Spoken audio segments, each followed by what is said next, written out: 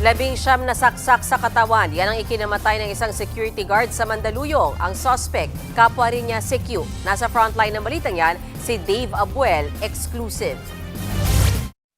Nakasubsob at taddad ng saksak ang security guard na yan sa loob ng kanilang barak sa Mandaluyong nang datnan ng mga otoridad. Dead on the spot ang 60 anyos na biktima na kinilalang si Rogelio Damasino. Hindi bababa sa 19 na saksak sa katawan ang tinamo ng biktima. Di kalayuan sa kanya ang isang baril. Itinuturo namang suspect sa krimen ang kapwa niya security guard na itinakbo naman sa ospital dahil sa tama ng bala sa tiyan. Base sa investigasyon, nagsimula ang gulo sa masamang tingin ng suspect sa kapapasok lang na biktima. Anong magkatinginan po, sinabihan ng biktima natin na masamang tumingin yung suspect.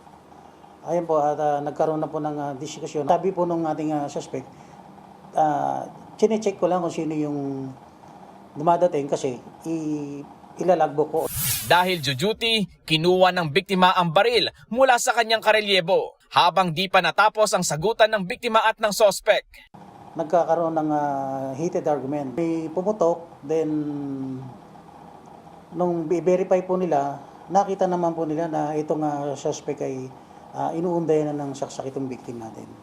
Tingin ng Mandaluyong Police, may intensyon talaga ang suspect na patayin ng biktima. Allegedly po, itong suspect po natin ay naiinggit po dun sa biktima dahil itong biktima po natin ay pinagkakatiwalaan po doon. Dahil sa tagal na rin po.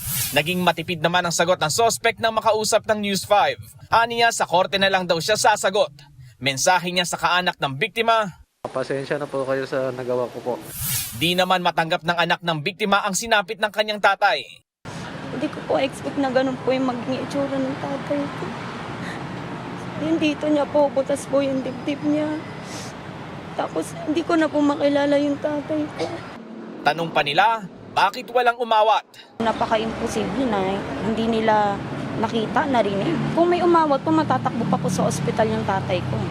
Nakakulong na ang suspect na maharap sa reklamong murder. Nagbabalita mula sa frontline, Dave Abuel, News 5. Mga kapatid, Mean Los Baños po, huwag magpahuli sa mga balita at impormasyong dapat ninyong malaman. Para sa mas malawak na balitaan at diskusyon, mag-follow at mag-subscribe na sa social media pages ng News 5.